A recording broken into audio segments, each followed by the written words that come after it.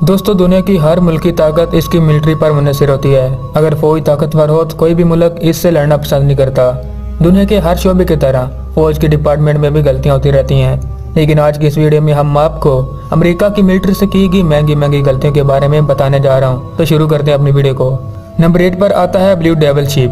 दोस्तों, अफगानिस्तान और अमेरिका की जंग में अमेरिका की एयरफोर्स डिपार्टमेंट ने एक मैसिव एयरशिप बनाया था। इस एयरशिप का काम डाटा को बार आउट करके बोट से कैप्चर करके फौज तक पहुंचाना था। इसके अलावा इस शिप में advanced fight technology, distance devices और नाइट डे विजन कैमरा, इसके अलावा सर्विलेंस सिस्टम, कम्युनिकेशन डिवाइसेस भी लगाया गया था। इसमें एक ऑन बोर्ड कंप्यूटर भी था जिसमें डाटा को एनालाइज करके सेव किया जाता था और इसे एक एक्सपर्ट एनालिसिस तक पहुंचाया जाता था। इस एयरशिप को सबसे पहले 14 अक्टूबर 2011 में उड़ाया गया था, लेकिन ये एयरशिप उड़ा ही नहीं, ये पहली फ्लाइट में ही फेल हो गया था और अब भी ये नॉर्थ कैरोलिना में मौजूद एक फौजी गोदाम में पड़ा सड़ रहा है। इस एयरशिप को बनाने में 211 मिलियन डॉलर से भी ज्यादा का खर्चा हुआ था, जो कि पूरा का पूरा ही वेस्ट हो गया था। नंबर 7 पर आती है फाइटिंग व्हीकल। दोस्तों, इसको एडवांस्ड असॉल्ट व्हीकल भी कहा जाता है। ये टैंक 1999 में अमेरिका की नेवी के लिए डिजाइन किया गया था। यह 38 टन का एक स्विमिंग टैंक था जिसे जनरल डायनामिक नामी कंपनी ने बनाया था।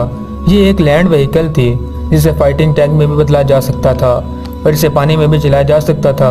ये टैंक डेवलप हो रहा था, लेकिन इसके टेस्ट रिजल्ट कुछ खास अच्छे नहीं थे और इससे बनाने में बहुत ज्यादा खर्चा हो रहा था। इस टैंक को 2015 में लॉन्च किया जाना था, लेकिन 2011 में secretary of defence Robert Gates ने यह प्रोजेक्ट कैंसिल कर दिया क्योंकि इसे बनाने में हद से ज्यादा खर्चा हो रहा था और यूएस आर्मी इसे अफोर्ड नहीं कर सकती थी, इसलिए ये प्रोजेक्ट रोक दिया गया। इस टैंक को बनाने पर 3 बिलियन डॉलर से भी ज्यादा लग चुके थे, जो कि पूरे ही वेस्ट हो गए और ये आज भी गोदाम में पड़ा जंग खा रहा है। Number 6, C-25J aircraft. दोस्तों, 2007 में अमेरिकी एयरफोर्स ने ज्वाइंट कार्गो प्रोग्राम के तहत C-25J एयरक्राफ्ट जमा करने का फैसला किया गया। सितंबर 2008 में यूएस एयरफोर्स ने अपना पहला C-25J एयरक्राफ्ट रिसीव किया।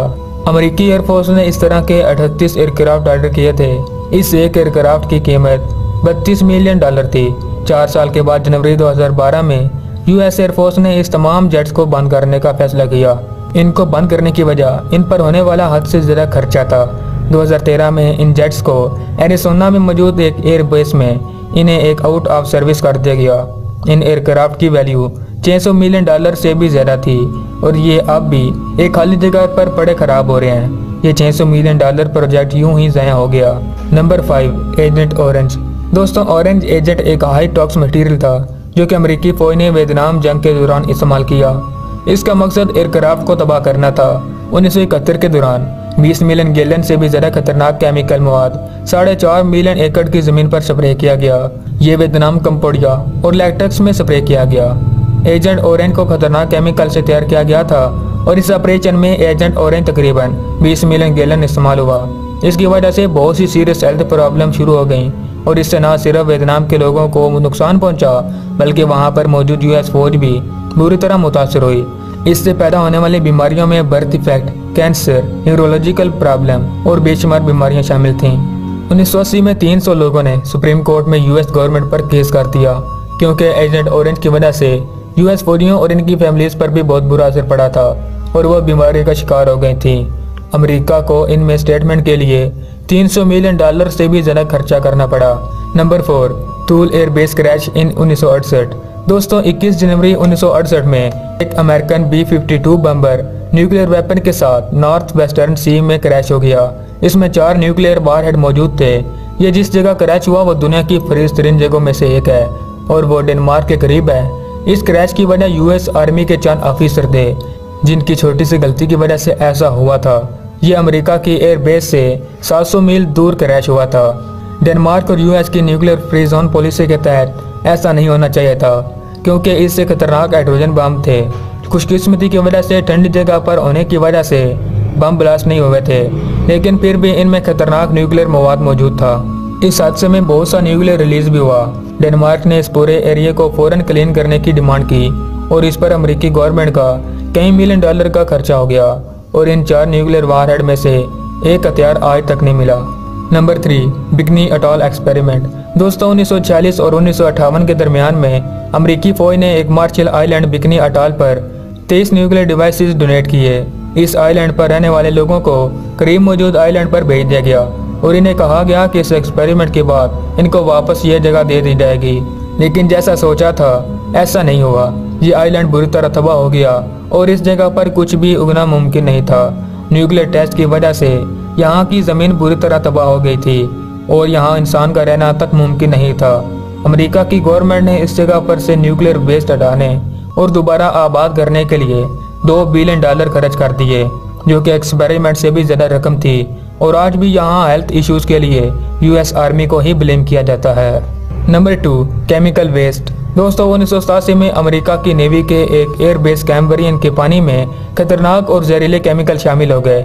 इस कैंप में रहने वाले फौजी और इनकी फैमिलीज भी यही पानी पीती थी। ये पानी 300 गुना ज़्यादा सादा पानी से खतरनाक था। इस पानी में 70 किस्म के जहरीले टॉक्स शामिल थे। यहाँ पर US आर्मी के लगातार केमिकल वेस्ट की वजह से ये पानी बुरी तरह आलूदा हो गया था। 2012 में प्रेसिडेंट बराक ओबामा ने एक कॉन्ट्रैक्ट साइन किया जिसमें इस केमिकल से इंजर्ड हुए लोगों के लिए मेडिकल फैसिलिटीज़ का ऐलान किया गया।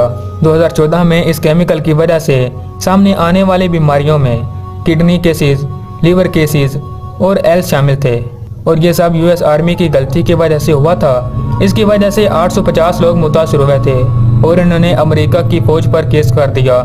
इसकी स्टेटमेंट जिसमें अमेरिका को $4 बिलियन अदा करने पड़े। ये 850 लोग दुनिया में फैले और बीमारियों की वजह बने और एक अंदाजे के मुताबिक इस पानी की वजह से 10 लाख से ज़्यादा लोग मुतासर हुए। Number 1, future combat tank. ये एक कॉम्बैक्ट व्हीकल थी जिसे 2003 में लॉन्च किया गया। इस XCS व्हीकल को US के लिए मॉडर्न तरीके से डेवलप किया गया था, लेकिन इस व्हीकल का बैटलफील्ड रिजल्ट बहुत ही बुरा था। इस व्हीकल की डेवलपमेंट पर जितना खर्च आया इसके मुकाबले में इसके रिजल्ट बिल्कुल नील थे और इसकी डेवलपमेंट को 2009 में रोक दिया गया क्योंकि ये प्रोजेक्ट बुरी तरह फेल हो गया था। इस फ्यूचर कॉम्बैक्ट व्हीकल को बंद कर दिया गया।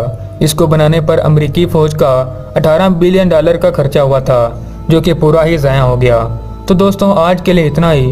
आपको ये वीडियो कैसे लगी कमेंट सेक्शन में हमें ज़रूर बताइएगा और मज़ीद इन्फॉर्मेटिव वीडियो के लिए हमारे चैनल को ज़रूर सब्सक्राइब कर दें और साथ में लगे बेल के आइकन को भी ज़रूर दबा दें ताकि आपको हमारी लेटेस्ट वीडियो की नोटिफिकेशन मिलती रहे। तो अगली वीडियो तक हमें इजाज़त दीजिएगा। अल्लाह निगहबान।